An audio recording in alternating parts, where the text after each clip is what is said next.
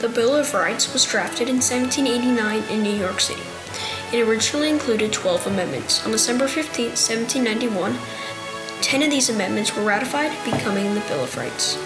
These amendments protect the rights of individuals not only from the tyranny of the government, but also from the tyranny of the majority. It is the responsibility of the government to uphold the Bill of Rights when Congress legislates, when the executive branch administrates policies, and when the judiciary interprets legal disputes. By serving as a guiding framework, the Bill of Rights ensures that the rights of Americans are protected, fostering a society that prioritizes individual freedoms and the common good. After winning independence from Britain, the American colonies faced a challenge: how to create a government that preserved liberty while avoiding the tyranny they had just escaped. Their first attempt, the Articles of Confederation, was drafted in 1777 and ratified 3 years later. The Articles emphasized state sovereignty, giving the federal government very little power. On paper, it protected against the centralized tyranny, but in practice, it revealed a dangerous flaw. Under the Articles, the federal government couldn't tax, regulate trade, or enforce laws. States acted as independent entities, often at odds with one another, leading to economic chaos and national instability. This tyranny of weakness became clear during events like Shays' Rebellion, where the government couldn't respond effectively to uprisings or protect property rights. The Articles had swung the pendulum too far, proving that liberty without structure could jeopardize freedom itself. Recognizing this, the founders convened the Constitutional Convention in 1787 to draft a new framework, the U.S. Constitution. It created a stronger federal government with checks and balances to prevent abuse of power. But debates didn't stop there. Many feared this new system might still lead to centralized tyranny, while others worried about protecting individual rights from the tyranny of the majority. To address these concerns, the Bill of Rights was proposed. Ratified in 1791, it explicitly safeguarded freedoms like speech, religion, and the right to a fair trial, principles that would guide Congress, the executive branch, and the courts. The ratification of the Bill of Rights on December 15, 1791 was a transformative movement in American history. It spelled out the rights of Americans in relation to their government, guaranteeing civil liberties, freedom of speech, press, and religion. It also established the principle of due process and reserved powers not explicitly given to the federal government for the states or the people. This document became a cornerstone of American democracy, ensuring a balance between government authority and individual freedom. What happened? The Bill of Rights clarified and formalized the rights of individuals under the new Constitution. It addressed fears that the federal government might grow too powerful by limiting government actions and explicitly safeguarding personal freedoms. These 10 amendments became the foundation for how Americans understand and protect their rights today. How did it happen? The process began at the Constitutional Convention of 1787, which was initially called to revise the Articles of Confederation. However, the delegates soon abandoned the Articles entirely, drafting a new constitution that created a much stronger federal government. The Constitution required ratification by 9 states. Several states, influenced by anti-federalist concerns, demanded explicit protections for individual rights as conditions for their approval. In September 1789, a joint House and Senate Conference Committee finalized 12 proposed amendments, which President George Washington sent to the states for consideration on October 2, 1789. By December 15, 1791, 3/4 of the states had ratified 10 of these amendments, making the Bill of Rights. Why did it happen? Anti-federalists like Patrick Henry, George Mason, and Thomas Jefferson argued that the Constitution did not go far enough in limiting federal power.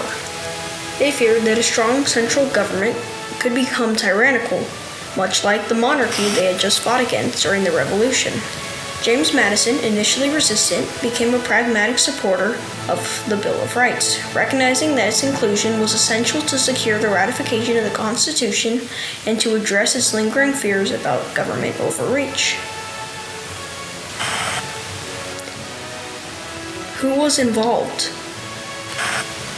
James Madison is often called the father of the Bill of Rights for drafting the amendments and championing their passage through Congress. Anti-Federalists like George Mason and Patrick Henry were instrumental in pushing for those guarantees.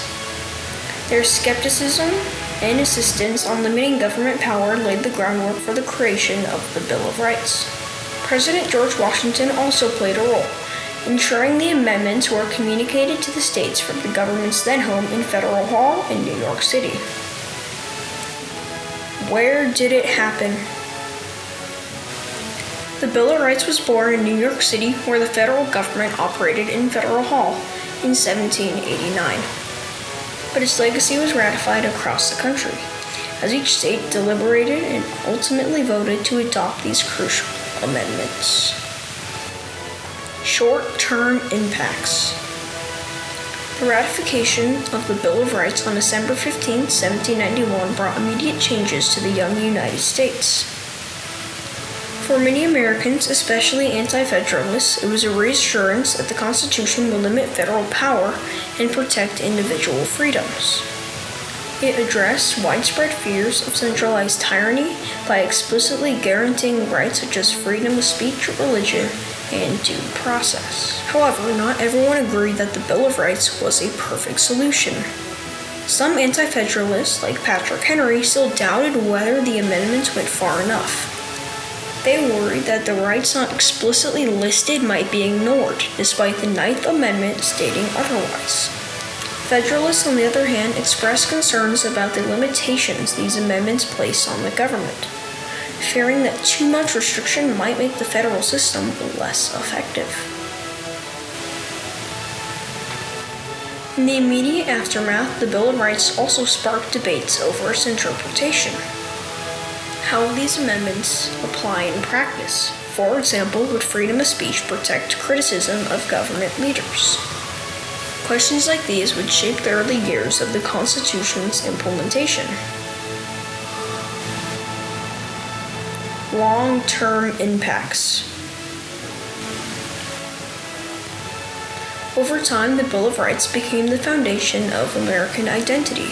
It influenced landmark Supreme Court cases such as Marbury v. Madison in 1803, which established judicial review, and later cases like Brown v. Board of Education and Miranda v. Arizona, which expanded the civil rights and clarified due process protections.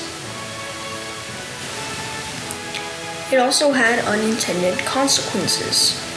For instance, the emphasis on individual freedom sometimes created a tension between personal liberties and government responsibilities. Debates over the Second Amendment's right to bear arms or the First Amendment's protection of free speech continues to divide Americans today. Global impacts. The Bill of Rights didn't just impact the United States. Its principle inspired movements worldwide. Documents like France's Declaration of the Rights of Man and Citizen, and even the Universal Declaration of Human Rights echoes its theme. The Bill of Rights became a symbol of democracy and a model for protecting individual liberties. Conclusion. This topic is an important history because it highlights the struggle of government being able to provide services and protections while not growing so big that its rights and liberties are lost. Many of our founding fathers and modern thinkers believe that the bigger the government, the smaller the citizen. The Bill of Rights reminds us that protecting rights is an ongoing responsibility, not just for government, but all citizens. It challenges us to remain active, to exercise our freedoms responsibly, and to ensure that these rights continue to serve future generations.